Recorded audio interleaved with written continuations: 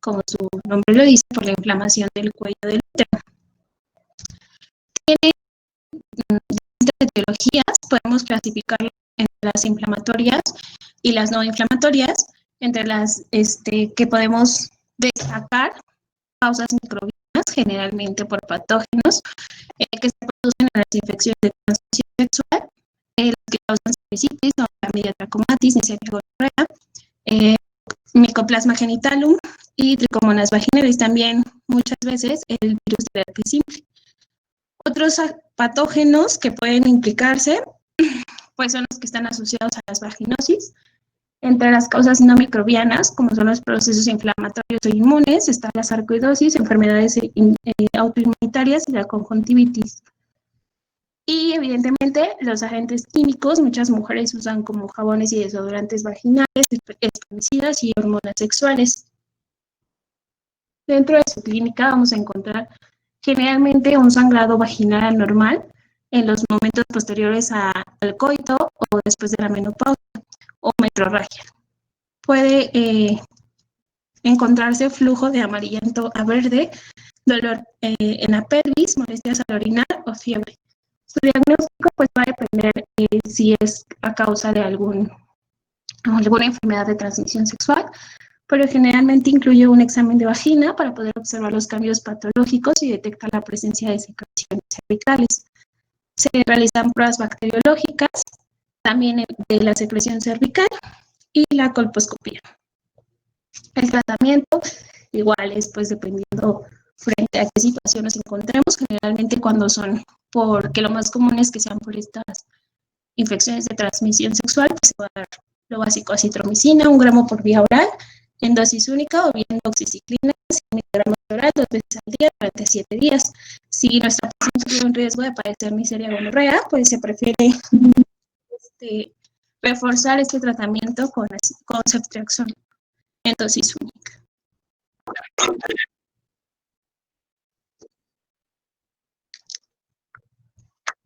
No me parece ver que la mande otra vez.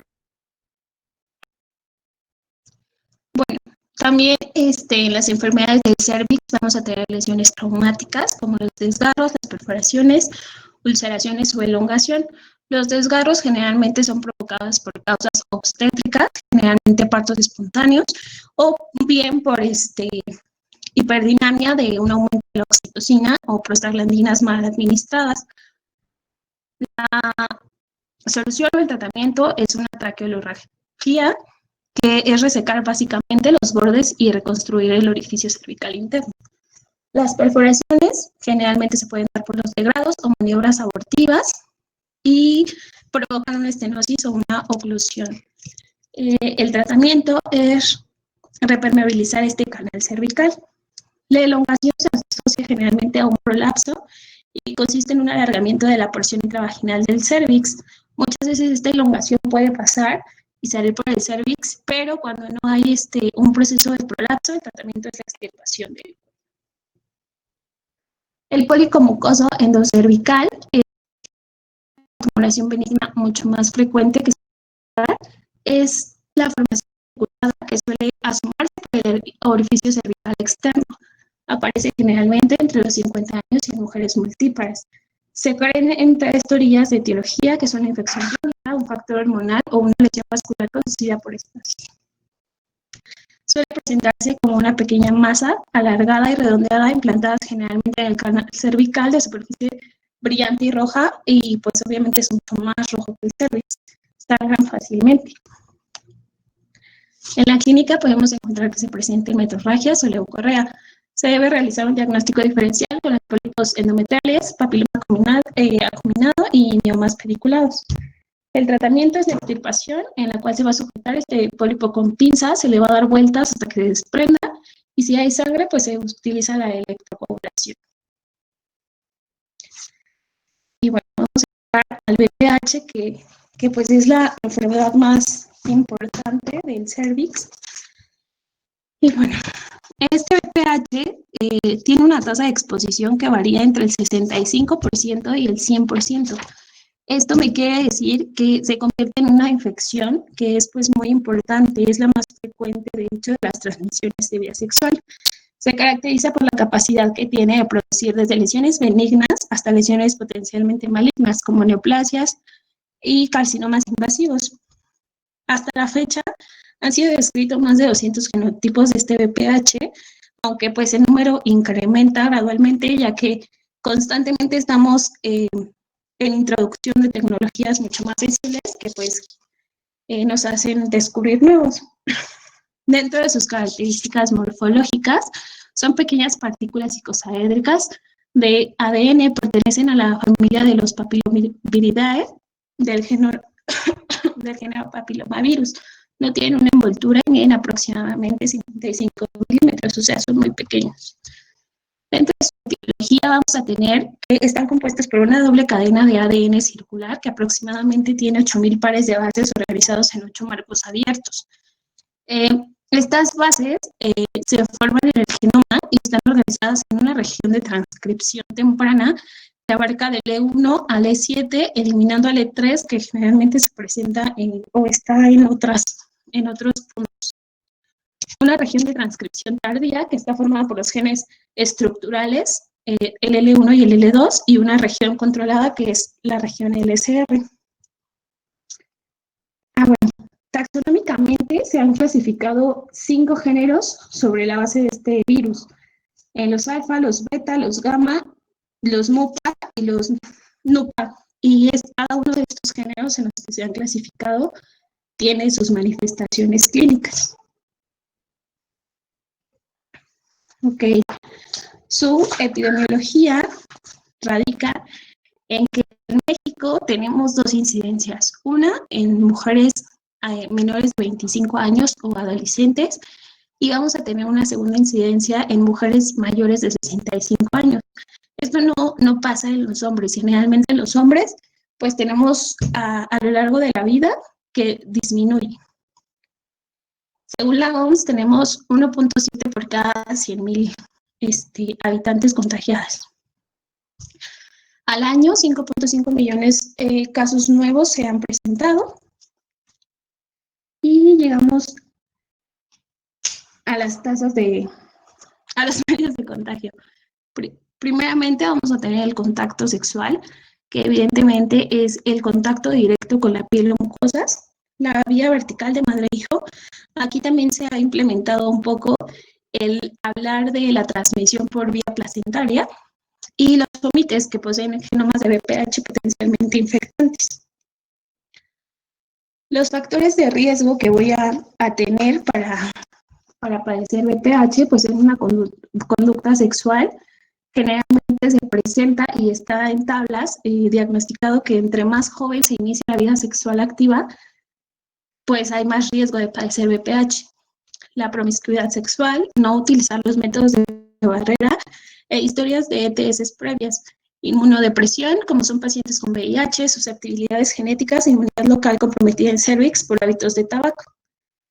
O bien la pérdida de la continuidad de la piel, como pueden ser abrasiones o el uso de albercas y piscinas. Este virus tiene factores de patogenicidad muy importantes, como son sus genes proteicos, que van desde el E1 hasta el E7, el E1 y el L2 y el LSR. Todos tienen como sus características muy marcadas, sin embargo, a nosotros pues nos van a importar más el 6 y el 7, ya que estos tienen función de transformación celular oncogénica. Esto quiere decir que pues son los peligrosos o los que a nosotros nos ponen en riesgo. Y bueno, su fisiopatología es básicamente la misma para los 3 temas que vienen. Entonces, vamos a decir que primero, pues evidentemente se da una invasión en el contacto sexual. Las partículas virales que se liberan de la superficie de las lesiones papilomatosas tienen predilección por infectar la unión del epitelio escamoso cilíndrico. Este epitelio se encuentra generalmente en la zona de transformación del endocervix con el exocervix, y como pues ya sabemos, regularmente en todas las zonas donde existe este cambio brusco son zonas donde se puede dar mucho más un cáncer. Cabe recalcar que las lesiones que son más recientes son las que tienen mayor capacidad de infectar. Entonces, bueno, ya se da la invasión posteriormente se da una lesión iniciada por el gen L1 que se une a una integrina A6 y esto le va a dar la capacidad de inhibir esta apoptosis. Se introduce por endocitosis y es obligado que estos virus alcancen las células basales o metaplásicas inmaduras del cervix para que se establezca una infección. ¿Esto por qué? Porque estas células basales y metaplásicas son las únicas que tienen la característica de reproducirse y esto es algo que el VPH necesita. Ya una vez en el citoplasma se da la degradación de esta cápside y se inicia la replicación del ADN o la transcripción. Aquí actúa L2 y el genoma migra hacia el núcleo. Y les iba a explicar aquí. Así que después de esta transcripción, los nuevos viriones que ya se han replicado van a regresar al citoplasma y readquieren su cápside y pasan de una célula infectada a una célula nueva sana, ya sea basal o metaplásica, extendiéndose así esta infección en la superficie. Este proceso sucede por gemación y por tanto pueden alcanzar todas las células del epitelio y la piel del tracto genital inferior. Generalmente se ve todo infectado. Esto es el llamado periodo de incubación y puede ir hasta 8 meses, generalmente teniendo un promedio de 3 meses. Y de aquí va a depender muchísimo qué pasa y si nos quedamos en una fase temprana, latente o tardía, pero se los voy a explicar mejor adelante. Ok, la frecuencia de las enfermedades en las que interviene el VPH, pues son los casos que tenemos positivos de las pruebas de biología molecular para demostrar el ARN del VPH, tenemos 14 millones. Los casos de infección de VPH subclínica son 8 millones, clínica 1.400.000, y la lesión escamosa intraepitelial de alto grado son 60.000 y el cáncer cervicouterino 15.000. Ahora sí vamos a hablar un poco de la historia natural de esta enfermedad. Tiene una fase de inicio que básicamente esta es la etapa de infección que se caracteriza por la respuesta inmune sistémica del hospedador, por lo que puede ser rápida y eficaz, que destruya este VPH se denomina una infección transitoria o abortada. ¿Esto qué quiere decir? Que si yo tengo un sistema inmunológico pues bien fuerte, es muy probable que elimine este virus fácil. Hay una ausencia de las lesiones, no se demuestra el DNA del VPH o anticuerpos positivos y no puedo transmitir la enfermedad a mis compañeros sexuales. El riesgo de adquirir VPH puede surgir solo si cambia mi estado del sistema inmunológico.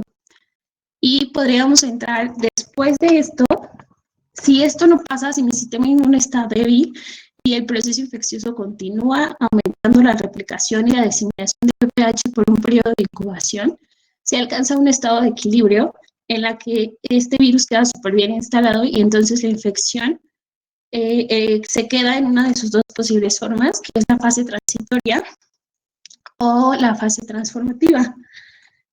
La fase transitoria o productiva, también se puede llamar,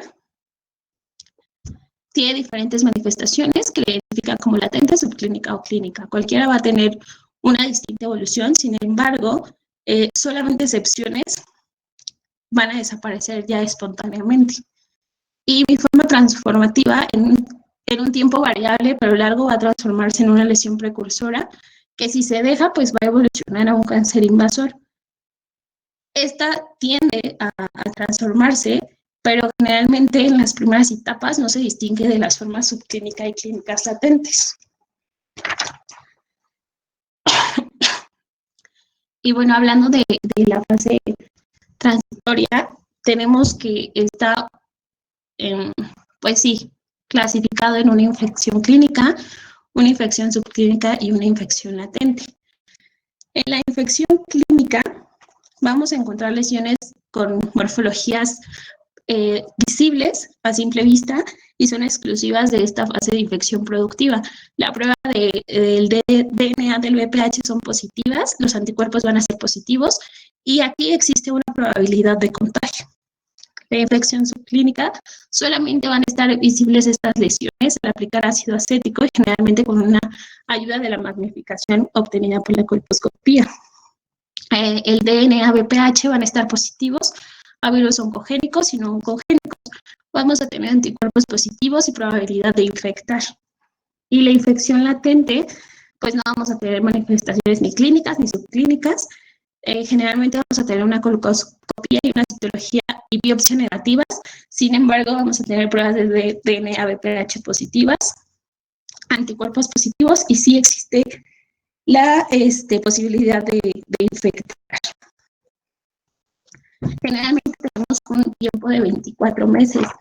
En 24 meses esta forma productiva puede alcanzar un estado de infección curada, es decir, no va a haber lesiones y todos los exámenes van a estar negativos, o una remisión clínica. Esta remisión clínica puede no tener lesiones, pero tendríamos una citología positiva o negativa, pero el DNA, BPH en cuerpos van a estar positivos. La colposcopía y biopsia van a ser negativos, pero sí cabe la posibilidad de transmitir. Esta remisión puede estar, acá se los he puesto, puede quedarse sostenida en la imagen, que no se ve bien, puede quedarse de forma sostenida y pues ahí terminar, o bien intermitente y presentar como varias reincidencias de la enfermedad, o ya establecerse como una infección persistente. La forma en la que se presente esta enfermedad de BPH persiste o desaparece obedeciendo múltiples factores, como ser el genotipo que nos va a infectar, la virulencia, su oncogenicidad o la capacidad de reproducirse la respuesta inmune del hospedador, obviamente.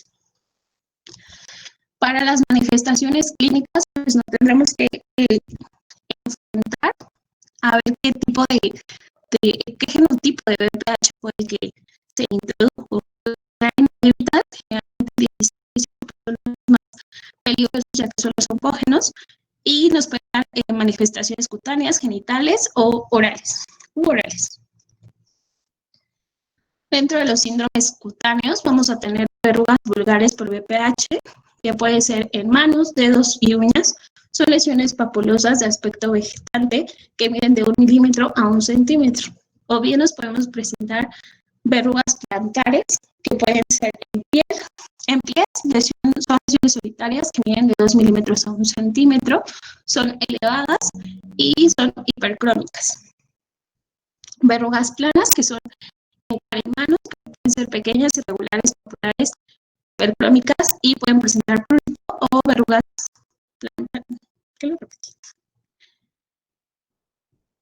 genitales, que pueden estar en genitales, papulosas lisas, hipertratocíticas, en aspecto papilomatoso, más dolor ligero y prurito.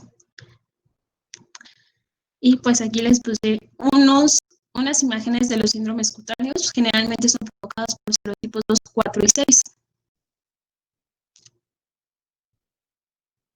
Las verrugas genitales generalmente producidas con aspecto de condilomas son provocadas por el serotipo 11. Se ubican en la piel y mucosa localizada de los genitales. Tienen una morfología en piel que va a ser una pápula lisa hiperkeratosa hasta lesiones irregulares e hiperpigmentadas con un tamaño variable de 1 a 2 milímetros, pero pueden ir de 12 a 15 centímetros de diámetro y se conocen como gigantes. Su aspecto es de coliflor y suelen ser rosadas a rojas, secas o húmedas. Son lesiones únicas o múltiples. Las zonas en las mujeres pueden ser el introito vaginal, la vagina, el cervix, uretra, labios, clítoris y periné. En el hombre las podemos encontrar en el tallo del pene, surco y escroto. Y pues igual aquí les puse imágenes. Tenemos síndromes mucosos, generalmente estos provocados por los serotipos que van del 1 al 11, 13, 16, 18, 31, 32, 33, 35 y 57 son los que generan estos síndromes mucosos. Nos podemos encontrar con un papiloma oral, verrugas vulgares, condiloma combinado o hipoplasia epitelial multifocal. El papiloma oral tiene un aspecto de papilomatoso, que mide de 1 centímetro y es de crecimiento rápido. En la cavidad oral vamos a tener también crecimientos rápidos y mide de 5 a 6 milímetros. En genitales vamos a tener tumoraciones carnosas de color rosa grisáceo, y en las cavidades orales pueden ser pápulas múltiples bien definidas de 5 milímetros. Y también les puse imágenes.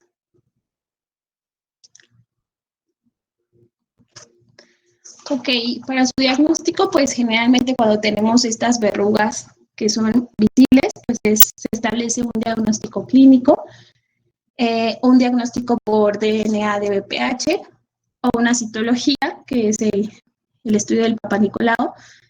Y en este estudio se pueden observar, como en la imagen que está hasta arriba, coilocitos con su halo perinuclear que desplazan básicamente todo el citoplasma, y esto es lo que es un hallazgo que nos puede funcionar para el diagnóstico.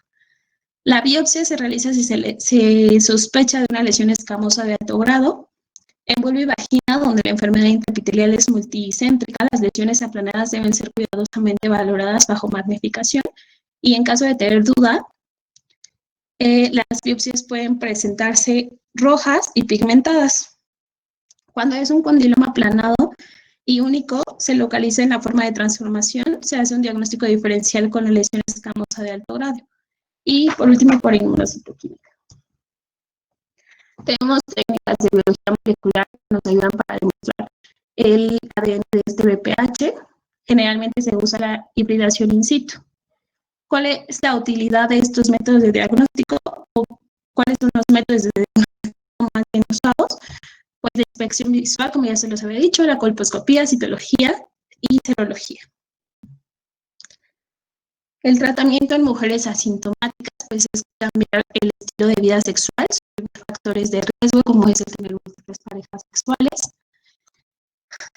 Ya extremas, pequeñas y múltiples en la perineal y región perineal, se va a usar podofilina en tintura al 20% sobre estas lesiones por 4 a 6 horas, y posteriormente se tiene que lavar generosamente. Se repite el tratamiento semanalmente hasta que desaparezcan estas lesiones. Y Mikimod, que es una crema al 5%, se aplica en la zona 3 veces por semana, se deja actuar toda la noche y al levantarse se lava generosamente. En las lesiones para vulva, perineal y región perianal, se usa el ácido tricloroacético 90%, se aplica sobre las lesiones, se deja secar y se observa la aparición del aspecto. Cuando se observa esta aparición de aspecto congelado, se lava con la solución fisiológica y se repite semanalmente. O bien se hace una resección bajo anestesia local, destrucción con crioterapia, resección de lesiones mediante destrucción del pedículo de evaporación con láser de CO2. Para las lesiones grandes vamos a tener resección de lesiones mediante destrucción de pedículo o evaporación de estas lesiones con láser CO2.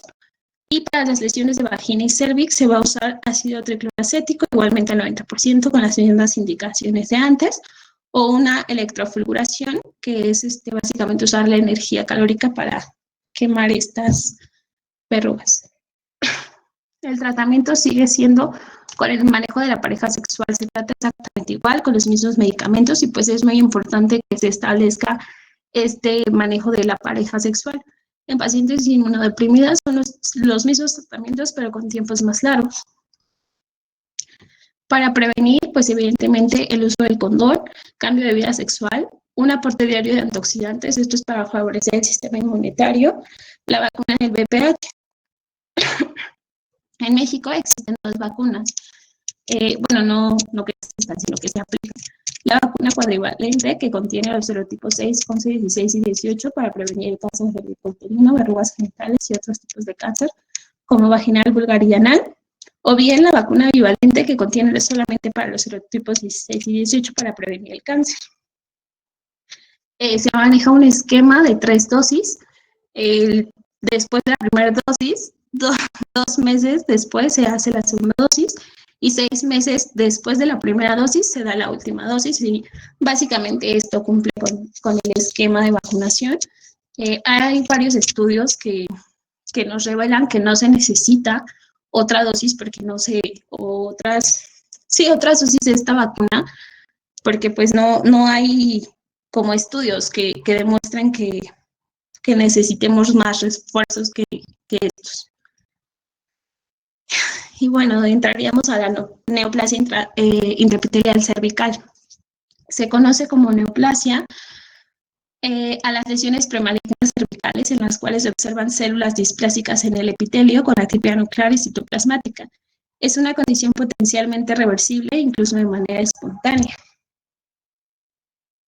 Dentro de su etiología, pues vamos a tener que el BPH sigue siendo hasta ahorita como el factor etiológico más importante o por lo que se cree que se da esta neoplasia. Existe un importante grupo de factores de riesgo o cofactores que se asocian a esta infección.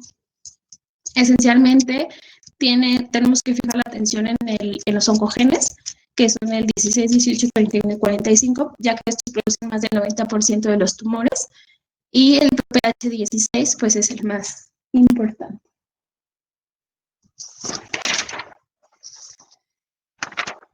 Ok, su fisiopatología pues es la misma que el VPH, porque esta es la teoría. Entonces, se comportan, como ya lo dije, en células epiteliales metaplásicas o inmaduras o basales. Y cuando estas células maduran, actúa la proteína E6, que se va a unir a la proteína P53 del citoplasma, y esto le hace perder su acción supresora de los de génesis tumoral. Al mismo tiempo, E7 se une a una proteína RB, que es el gen de susceptibilidad al retinoblasma, y esto lo hace que pierda su acción inhibidora de transformación neoplásica. Al perder estos dos factores protectores, esto le va a permitir que la célula intermedia se vuelva aneuploide. ¿Esto qué quiere decir? Que va a adquirir la capacidad de reproducirse de forma infinita con mitosis anormales, y esto va a constituir una lesión intraepitelial de alto grado, que si se deja progresar, como lo ven en la imagen, después va a ser un cáncer invasivo. Numerosos estudios que se han realizado de la estructura, el mecanismo de acción y el poder oncogénico de estos diferentes tipos de VPH nos han concluido con que la influencia de un solo factor no transforma como tal a toda la célula normal. Se requieren de 3 a 7 eventos mutacionales para que pueda ocurrir una transformación maligna.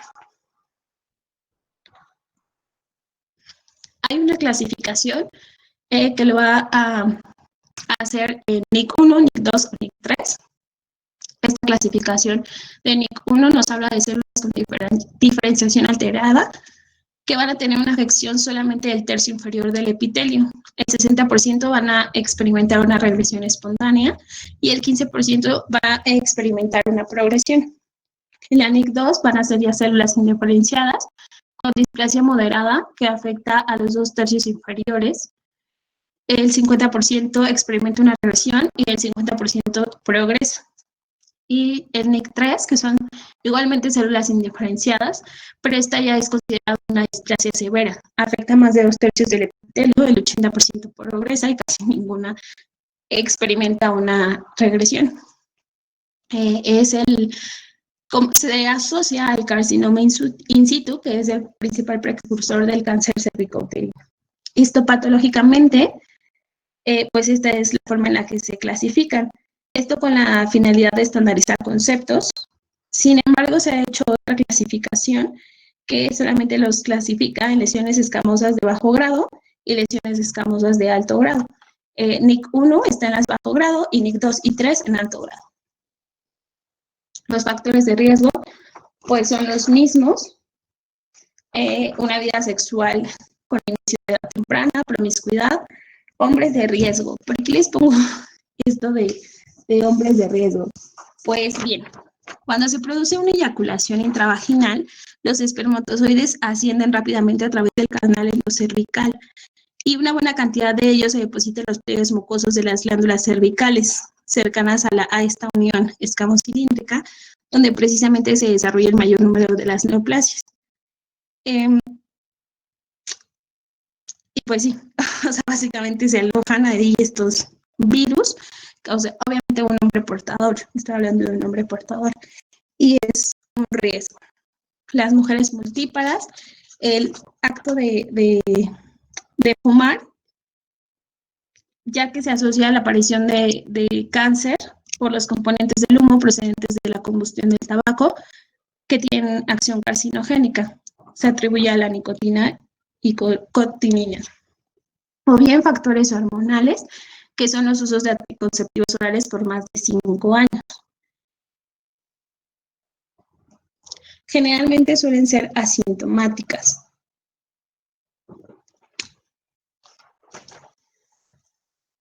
Y bueno, pues para hablar de su diagnóstico, la NIC puede detectarse por un examen microscópico de las células cervicales en un frotis teñido por la técnica de Papa Nicolau. Estas preparaciones citológicas se evalúan los cambios de cada célula para el diagnóstico y su clasificación de NIC. En cambio, el examen histológico de los tejidos va a permitir examinar otras características, así como evaluar citológicamente en qué NIC nos encontramos, basándose en los cambios nucleares citoplasmáticos. Pero esto pues son como muy difíciles. Solamente personas expertas lo logran hacer. Existe un sistema de PETA, que es bueno, sí se hizo una conferencia en el 2001 y es la clasificación que ahorita usamos, donde le da como ciertas abreviaturas a diferentes estadios en los que van a estar, desde las células escamosas atípicas, cuando tienen significado incierto, cuando no pueden detectarse, lesiones escamosas intraepiteliales de alto grado, de bajo grado, carcinomas de células escamosas, células glandulares atípicas, células glandulares atípicas probablemente neoplásicas, adenocarcinoma endocervical u otros. Esto es solamente para esclarecer el diagnóstico frente a qué situación nos encontramos.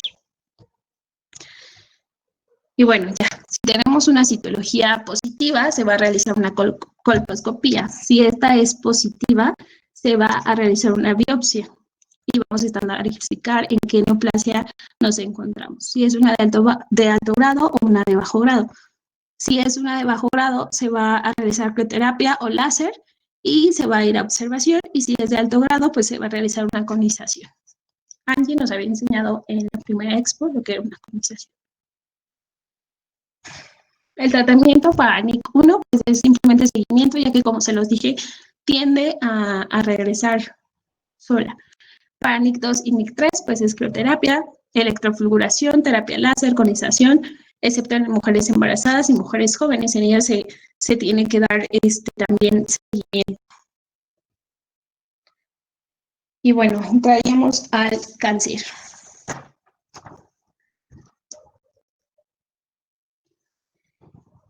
El cáncer cervicouterino es básicamente una alteración celular que se origina también en el epitelio del cuello del útero y que se manifiesta inicialmente a través de lesiones precursoras de lenta y progresiva evolución. Estas se pueden suceder en etapas de displasia leve, moderada o severa y pueden evolucionar a cáncer, como ya se los había dicho.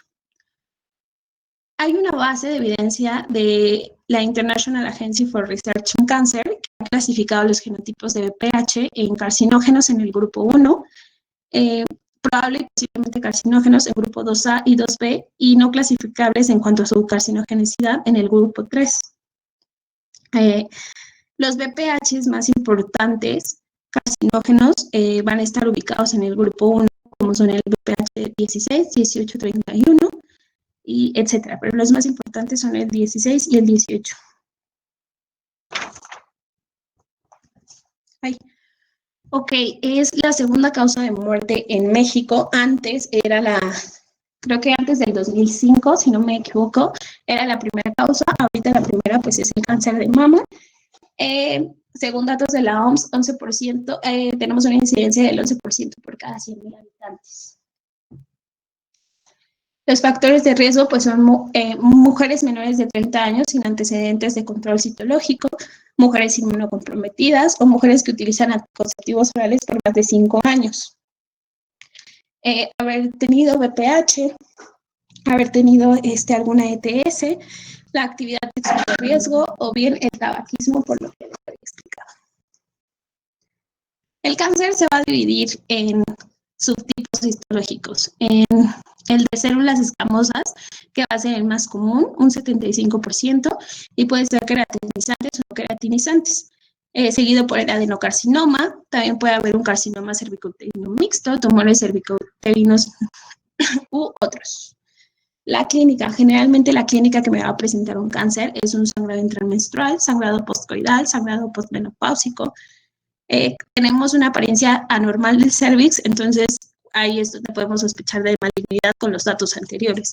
Si vemos que nos encontramos en un NIC3, pues ya son datos de sospecha de malignidad. Descarga vaginal, o sea, manchado de sangre y dolor pélvico. Se debe realizar un tamizaje, según la guía de práctica clínica, se debe realizar la prueba de citología a todas las mujeres con una vida sexual activa a partir de los 21 años, mujeres menores de 21 años con 3 años de inicio de vida sexual o cualquier mujer que lo solicite. Si la paciente es inmunocomprometida, se debe repetir esta prueba cada año. Si se trata de una mujer mayor de 69 años, si tiene historias de tamizajes negativos en los últimos 10 años, se suspende la prueba. O bien, si la paciente está embarazada y tiene una vida sexual activa, se deben realizar anualmente hasta que cuente con 3 pruebas negativas. Esto es lo mismo para las mujeres de más de 69 con tamizajes negativos. Y se debe continuar el tamizaje cada 2 o 3 años. Si nuestra paciente no es una mujer embarazada y se ha realizado una histerectomía parcial, tenemos que ver si tiene antecedentes de enfermedad maligna o premaligna. Y si sí, pues se manda a control. Si no, se suspende el tamizaje. El diagnóstico, pues igualmente es general por Papa Nicolau, la valoración histológica de la biopsia cervicouterina es la herramienta más utilizada para diagnosticar el cáncer cervicouterino o bien usar colposcopía. Tenemos también el flujograma de la guía de práctica clínica, donde vamos a tener el resultado de la citología cervical. Si es la muestra adecuada, vamos a ver si tenemos un resultado normal o anormal. Si no tenemos un resultado normal, vamos a evaluar si tiene cáncer cervicouterino. Si sí, pues se va a consultar en clínica de displasias o módulos de colposcopía en un plazo no mayor a 3 semanas. Y si no, simplemente tenemos que clasificar frente a qué anormalidad de las que les mencioné del sistema de Betzer se encuentra. Tenemos pruebas para estadificar el cáncer y se basan en las pruebas de laboratorio, como son una biometría hemática completa, análisis de orina, perfil químico, función hepática, que nos van a dar o van a identificar anomalías de mi paciente, ya sea que tenga anemia, hematuria, anormalidades electrolíticas o metástasis. Radiológicas, pues ya sabemos que todas las imágenes radiológicas nos van a revelar diferentes pues formas de la enfermedad o bien los procedimientos como es la citoscopía, la proctoscopía o examen bajo anestesia. Según la Federación Internacional de Ginecología y Obstetricia, hay una clasificación. Esta clasificación la divide en 4, donde cada una está subdividida a su vez en 2. Y bueno, la una simplemente nos va a hablar del carcinoma estrictamente confinado al cuello del útero. Y depende con sus subestadios, pues van a ser al tamaño que presente. El número 2 va a ser el carcinoma, cuando el carcinoma se extiende fuera del cuello uterino, pero no se extiende hacia la pared pélvica. Afecta vagina, pero no hasta el tercio inferior, y también los subniveles son cuando son, o sea, la clasificación de los tamaños. En el 3 es cuando ya este carcinoma se ha extendido a la pared pélvica, y también los subgrupos son extensión a la pared pélvica o extensión a la pared pélvica con hidronefrosis. El 4 es el carcinoma que ya está extendido fuera de pelvis verdadera o hay algún compromiso clínico de la mucosa. Y acá les puse una imagen para que lo vean. El tratamiento, pues básicamente es también dependiendo el estadio en el que nos encontremos. Del 1 al 2, del grupo 1 se va a preferir histerectomía o conización. En el grupo 1A, también histerectomía con traquelectomía. Y básicamente va a ser lo mismo hasta llegar a algunas del grupo 1B, donde ya se va a sugerir la quimioterapia o quimiorradioterapia, como es en los grupos 2B del grupo ya 2. En el grupo 3 y 4 se va a incluir la quimiorradioterapia o exentación pélvica en raras ocasiones o tratamientos paliativos. Y pues ya, estas son mis referencias. Y ya es todo.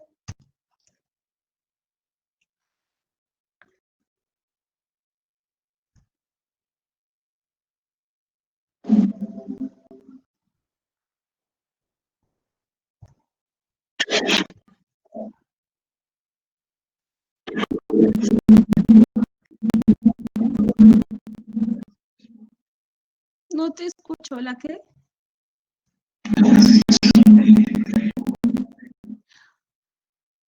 Sigo sin escucharte. Te corto algo de la diseminación.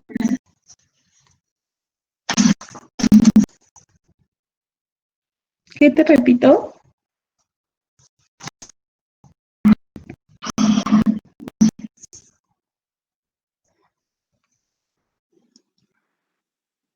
Las etapas clínicas del cáncer, ¿de eso hablas?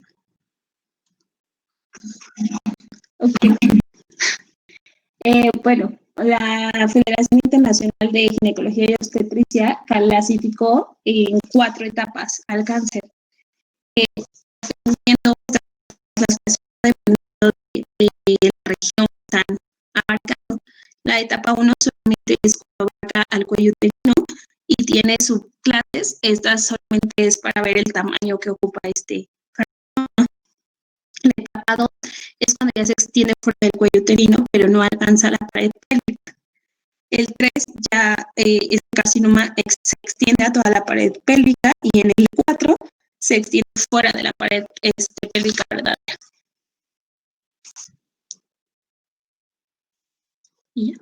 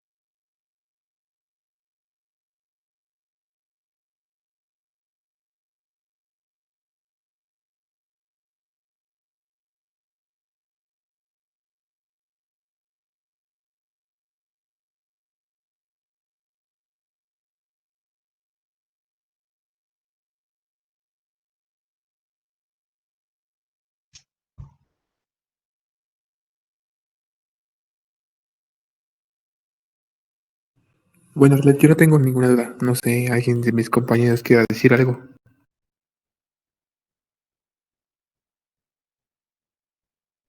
No, está bien así, no tengo dudas.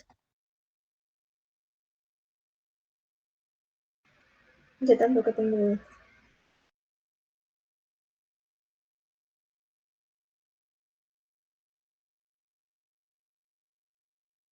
¿Está bien, Doc?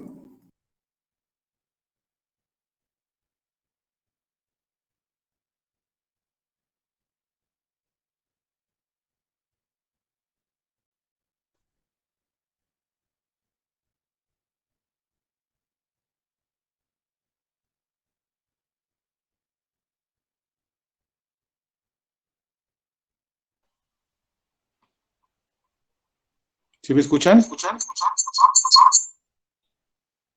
Ya lo escuchamos. Ok. Perdón, es que tengo problemas con el micrófono. Pero a ver, a ver, ¿qué duda?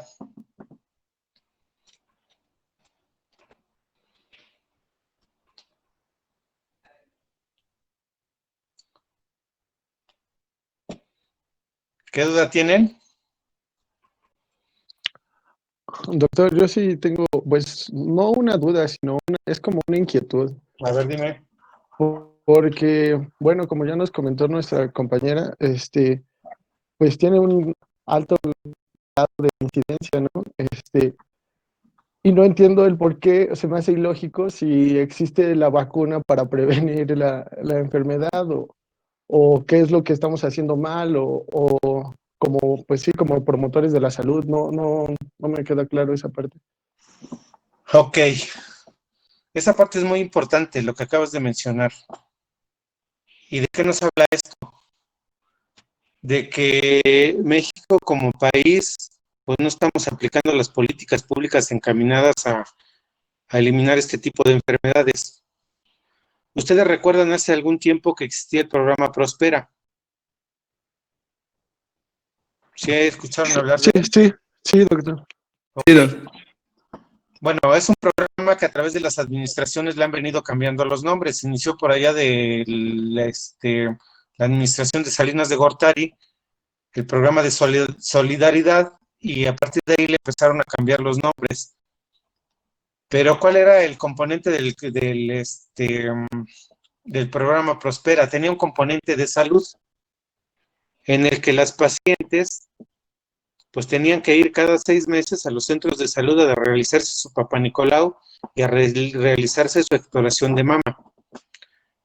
Pero entonces, si hay una política o hay un programa que está encaminado a este tipo de situaciones, ¿por qué seguimos siendo primer lugar en cáncer de mama y segundo lugar en cáncer cervicouterino? Efectivamente, las cosas se están haciendo mal o se estaban haciendo mal.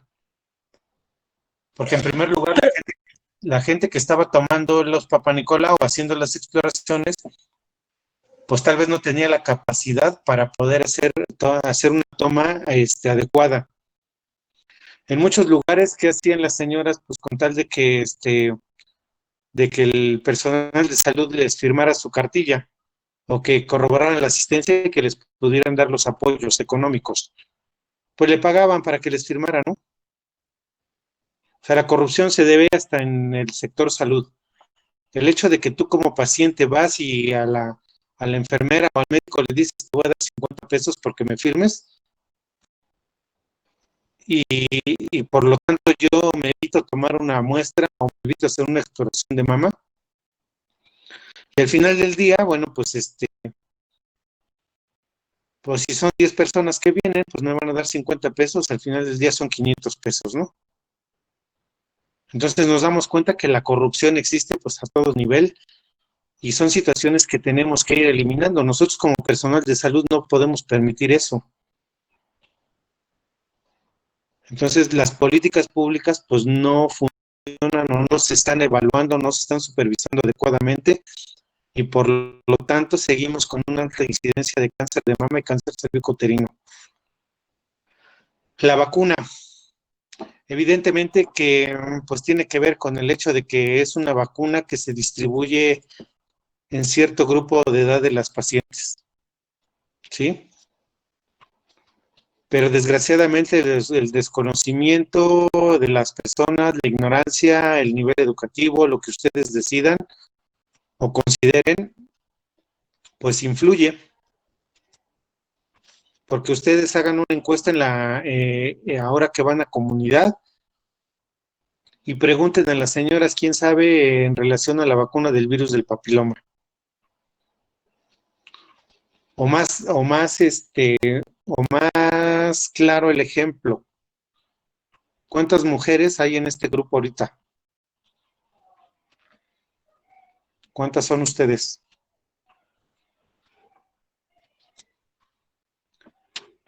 Supongamos que sean 10 mujeres, ¿no? Como 8 o 10 más o menos. Ujú.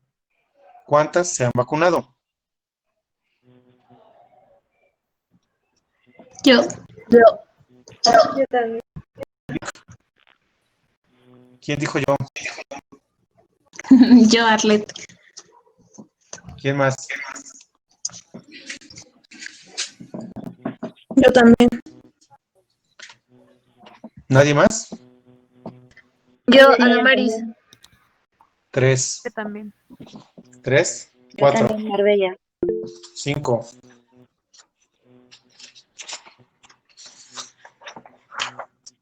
¿Y cuál se pusieron?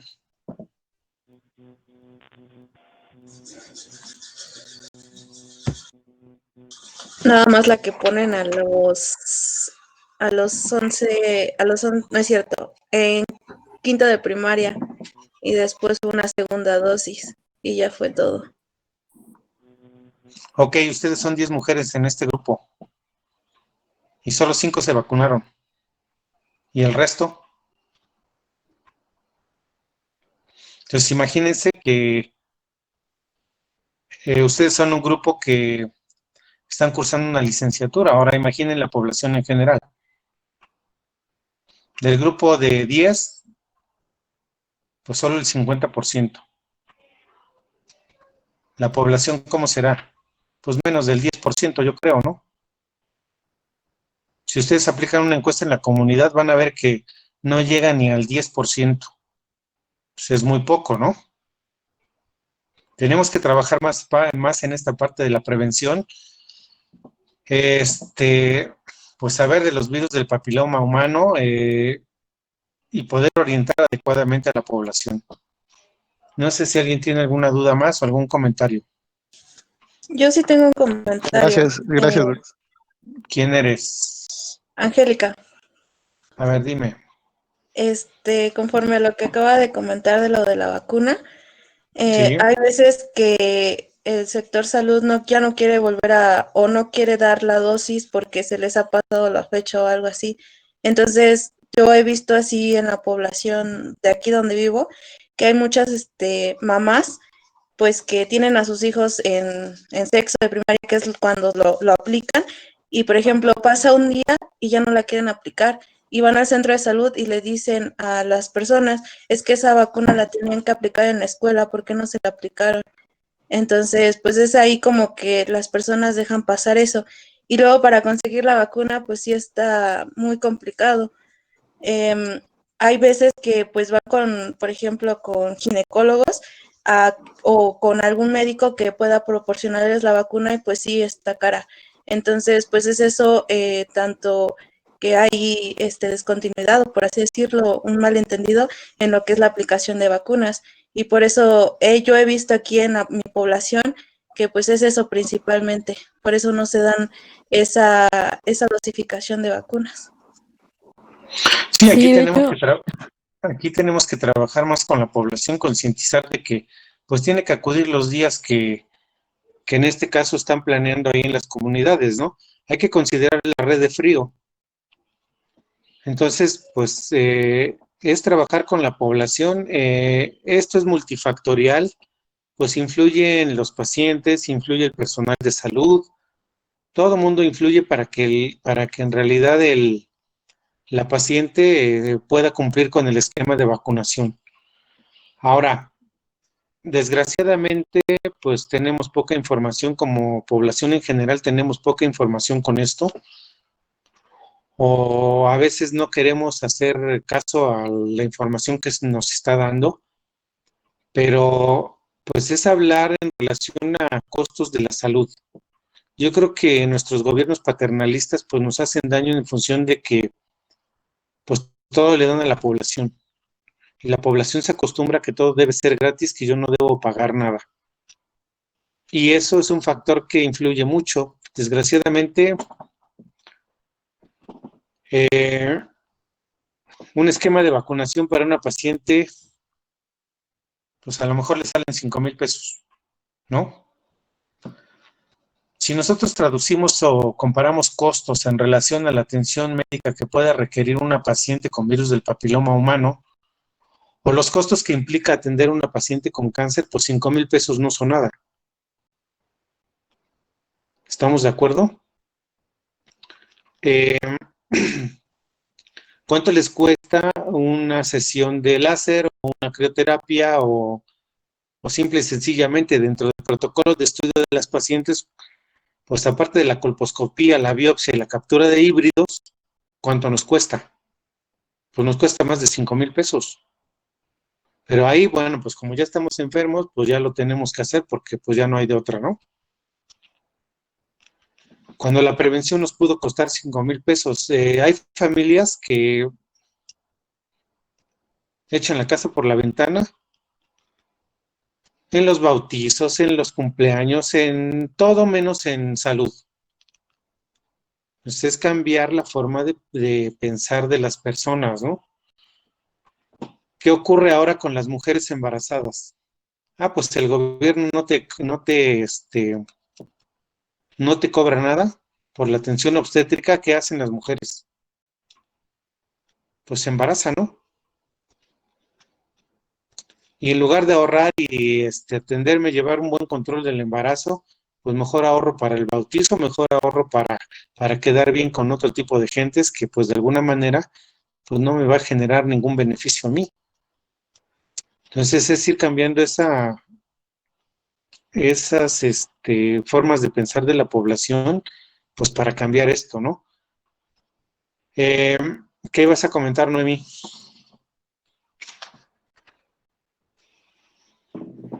Sí.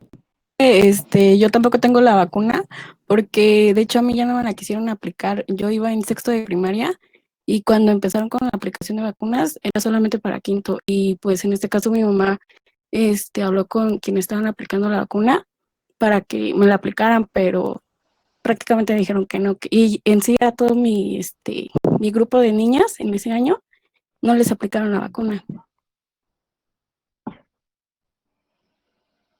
Sí, entonces esta parte es muy importante, ¿no? Hablábamos de la captura de híbridos. El índice de personas con virus del papiloma en la actualidad es mucho, pues por muchos factores, ¿no?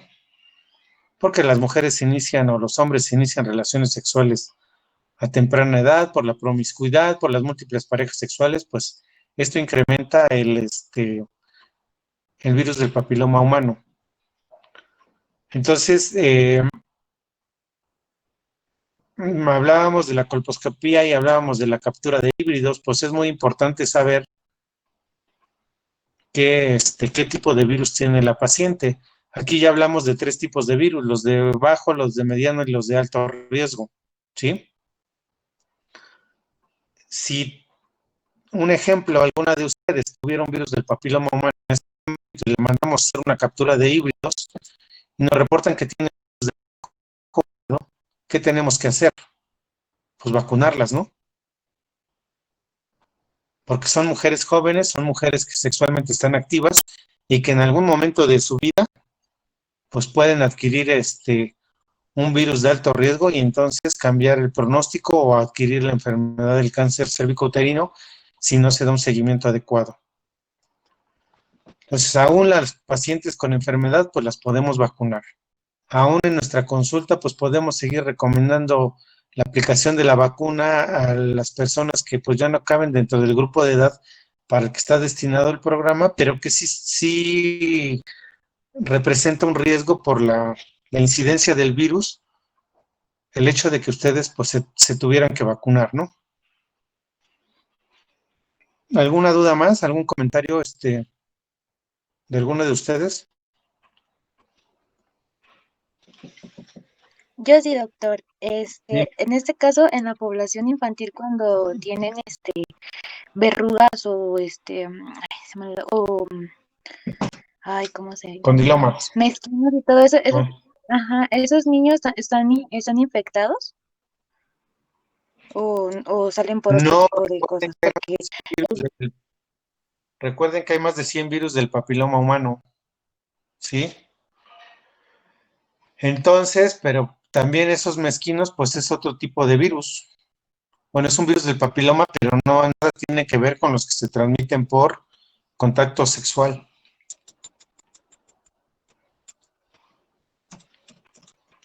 Que pues a veces tenemos que darles tratamiento, pues sí es cierto, ¿no? Y a veces muchos de esos virus, pues tienen un componente nervioso, ¿verdad? Ustedes han encontrado pacientes que pues tienen verrugas en el cuello, verrugas en la axila. Evidentemente que es un tipo de virus del papiloma, pues totalmente diferente al que se transmite por contacto sexual. ¿Alguna pregunta más? ¿Alguna duda?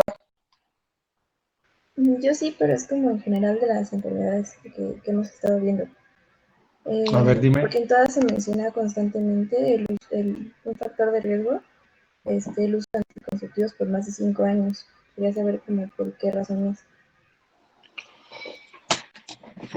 Aquí dependerá qué tipo de anticonceptivo utilizas. Actualmente los que se utilizan, los estamos utilizando hasta más de 12 años y no tienen ningún efecto adverso. Estamos hablando de los implantes, estamos hablando de los dispositivos medicados. Si hablamos de hormonales combinados o de hormonales inyectados, evidentemente que sí hay factor de riesgo si los utilizamos por periodos prolongados, porque las dosis de hormonas son totalmente mayores a las que aporta, por ejemplo, un implante o a la dosis que contiene un dispositivo medicado que solamente tiene efecto a nivel de endometrio, el medicamento no pasa a la circulación. Entonces, en este caso es solo para los anticonceptivos de hormonales orales u hormonales inyectados. Y bueno, Gardasil o Cervarix.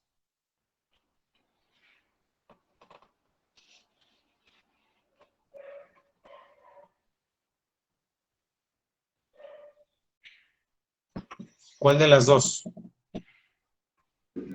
No, bueno, es que, por ejemplo, en mi exposición que es de nematosis uterina, también menciona eso, el uso de anticonceptivos orales por más de 5 años como un factor de riesgo.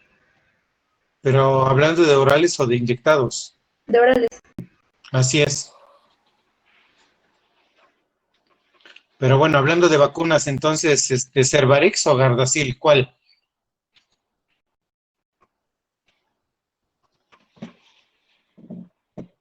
No, de eso no tengo conocimiento. ¿Mandé?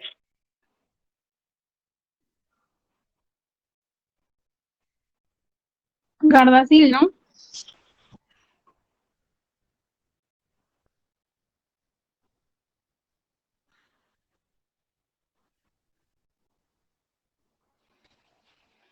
¿Cuál es la diferencia entre una y otra?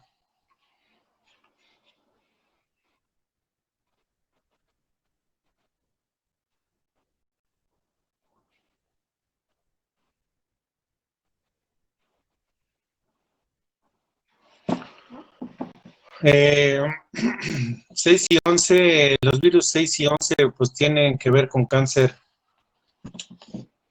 en el recto, y entonces por lo tanto tenemos que o preferimos la tetravalente, en este caso la de Gardasil. Esperamos por ahí del 2021-2022 que ya haya una nonavalente. En Estados Unidos ya se está aplicando y pues obviamente que pues tendría mayor beneficio esa nonavalente.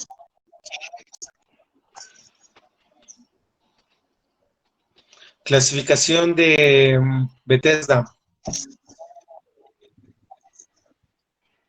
¿Qué diferencia hay entre Bethesda y Papa Nicolau o la de las displasias?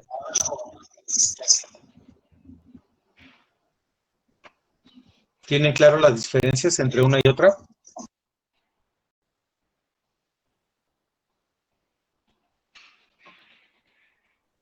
Solo que, bueno, en la, en las, dis- bueno, en la OMS las clasifica como displasias y Bethesda como lesiones intraepiteliales escamosas, pero así a simple vista no, no sabría decirle. Ok, ¿alguien más?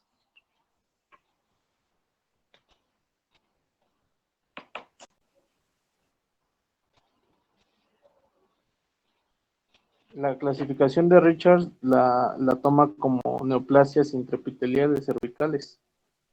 ¿De Richard o de Papa Nicolau? De Richard. ¿Quién habla de Nick?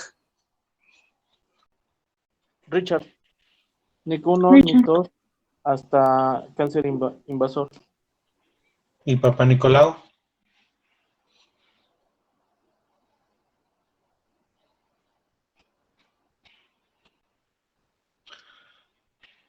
Bueno, el resto no tiene duda con esta con la clasificación. ¿O no las tienen claras?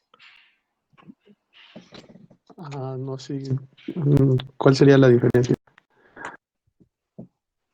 Es que eso quiero que me digan cuál es la diferencia. Bueno, entonces, de tarea para mañana, un cuadro comparativo de las tres clasificaciones. ¿De acuerdo? Ok, doctor.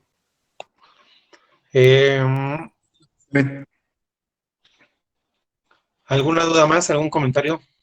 Y doctor, yo, las vacunas Dime. que se consiguen por fuera, por ejemplo, para ya, por ejemplo, las compañeras o algunas otras personas ya adultas que se quisieran poner la vacuna, se consiguen en hospitales privados o cómo las Pues vacunas. generalmente trabajamos con distribuidores, ellos nos las mandan. Y y ya se les aplican a los pacientes. Pero en sector privado Sí, no, o en su centro de, bueno, sí. en su seguro. Mira, pues finalmente lo que hacemos nosotros es solicitar las vacunas al distribuidor. Él las lleva al consultorio, al hospital, a donde le digamos, y pues ya se le aplican a las pacientes.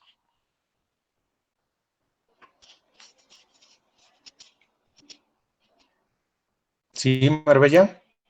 Sí, doctor, gracias. Les investigo en cuánto están ahorita. Digo, generalmente pues siempre aplicamos la de Gardasil. Y y ya les digo, al distribuidor le pedimos los costos porque luego van cambiando pero les mando un mensajito el día de mañana para decirles en cuánto anda ahorita. De la misma manera ocurre con los dispositivos medicados, el Mirena, los implantes.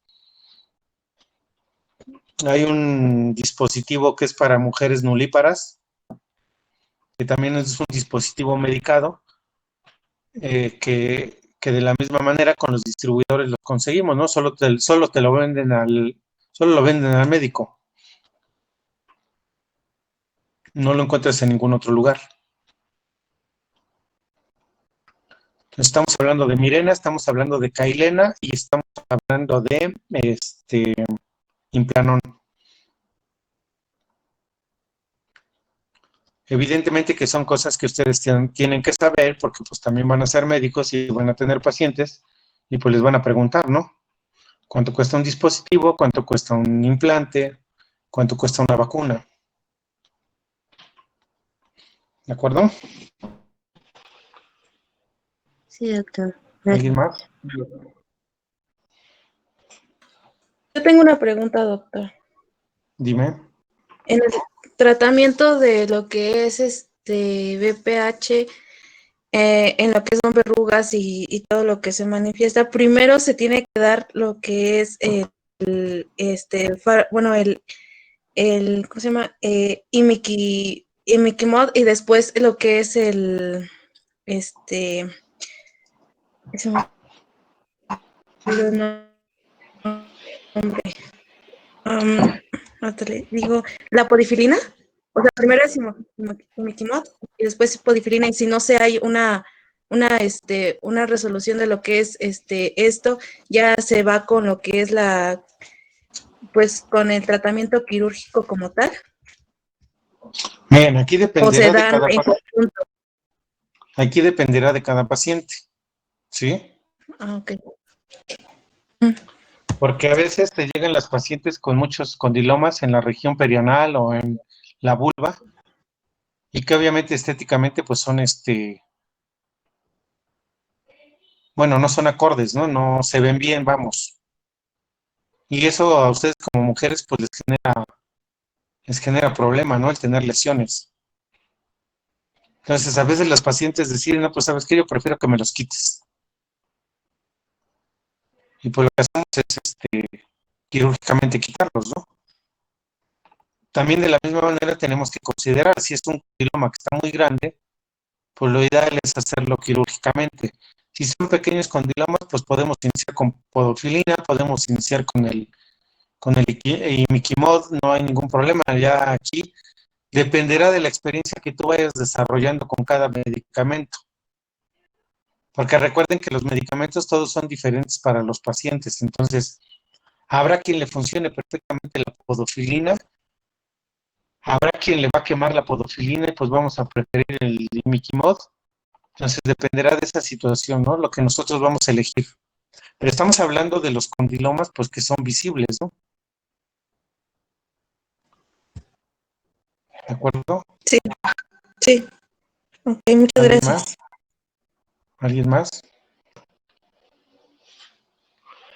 Oiga, doctor. Y lo más importante que deben saber lo más importante que deben saber en relación a virus del papiloma humano es que pues la mayoría de los casos se resuelven en un año, con tratamiento o sin tratamiento. ¿De qué depende? Pues de las condiciones de cada paciente. Por eso es muy importante dentro del tratamiento, pues el hecho de que tenemos que recomendar a la paciente que no fume, que no se desvele, que su alimentación sea adecuada, que no demos oportunidad a que el sistema inmunológico baje para que esos condilomas se activen. Si la paciente fuma, pues seguramente la enfermedad va a estar activa por más tiempo. Por eso es muy importante que nosotros conozcamos qué tipo de virus tiene la paciente, ¿sí? Esta captura de híbridos es muy importante para nosotros determinar qué virus tiene la paciente y en función de ello, pues tenemos que hacer nuestro seguimiento mucho más estricto. Si tenemos una paciente con un virus 16, 18, pues ¿qué tenemos que hacer? Pues estarla vigilando, ¿sí? Estar vigilando que esa displasia leve o esa lesión de bajo grado no evolucione. En el momento que la lesión evoluciona, que ya tomamos biopsia y ya vemos que hay una lesión de alto grado, pues entonces la paciente ya es candidata a un cono, a una electrofulguración, a un tratamiento con láser o con crio.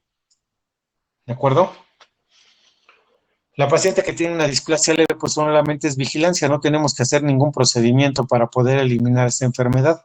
Lo más importante es estarla siguiendo cada 6 meses y estar vigilando que esa displasia no cambie en algún momento de la vida de la paciente.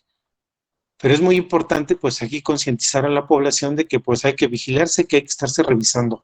La mujer con virus del papiloma humano es una mujer totalmente diferente a las demás, en el sentido de que sus evaluaciones deben ser más frecuentes y que pues no debe abandonar las observaciones ni los tratamientos. ¿De acuerdo? Sí, Marbella. No, le iba a preguntar que cuando una paciente ya está infectada, ¿la vacuna se le aplicaría durante o después del tratamiento? No, en cualquier momento, si tú tienes una captura de híbridos y te dicen que tiene virus del papiloma de bajo riesgo, de alto riesgo, pues en cualquier momento la vacunas, no hay ningún problema. Bueno, gracias. ¿Alguien más?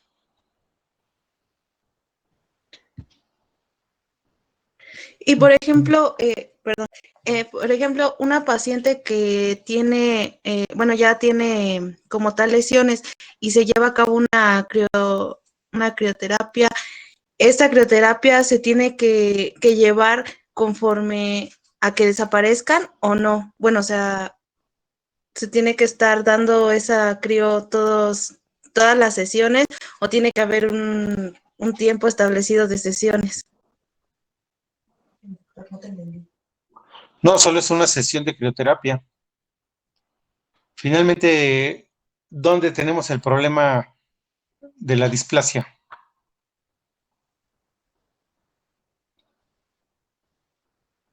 ¿Quién me dice? A ver, Dara, no te he escuchado hoy.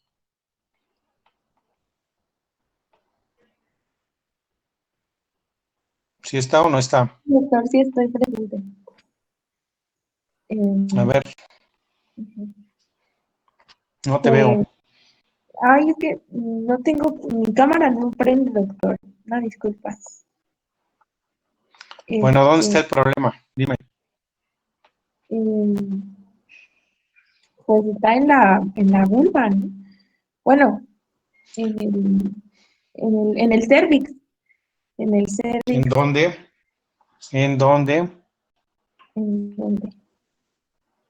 En la zona de transición. Ajá, sí, exactamente, O sea, la lesión puede estar en cualquier sitio, menos en la zona de transformación, donde tiene el valor diagnóstico y el valor terapéutico, pues es esa zona de transformación, ¿sí? Por eso es muy importante, bueno, pues con una dosis de crioterapia, pues esa lesión tiene que desaparecer, vamos a congelar la lesión. En un cono, pues tenemos que verificar que los bordes estén libres, que no haya lesión, y en caso de que haya lesión, pues tenemos que hacer un corte más. El corte del cono, pues se hace en frío o se hace en caliente, ¿no? En frío es con bisturí, en caliente es con asa diatérmica. Y en estos casos, cuando hacemos conos, pues todos los conos, todos los cuellos que quitamos, tenemos que enviar al patólogo, y el patólogo tiene que decir si los bordes están libres o no. Si los bordes no están libres, bueno, pues tenemos que hacer otro cono. No en el caso de la crioterapia, con una consideramos que es suficiente. O con el láser de la misma manera. ¿Alguien más?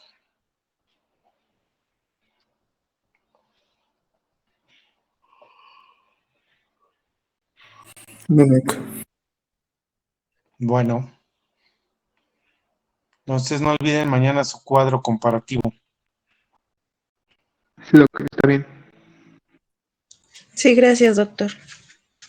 Mañana la clase es a las 7. Gracias. Sí, doc, está bien. Sí, gracias, doctor. Sí, que descanse, doc. Igualmente, gracias. Gracias, doc. Bye. Hasta luego.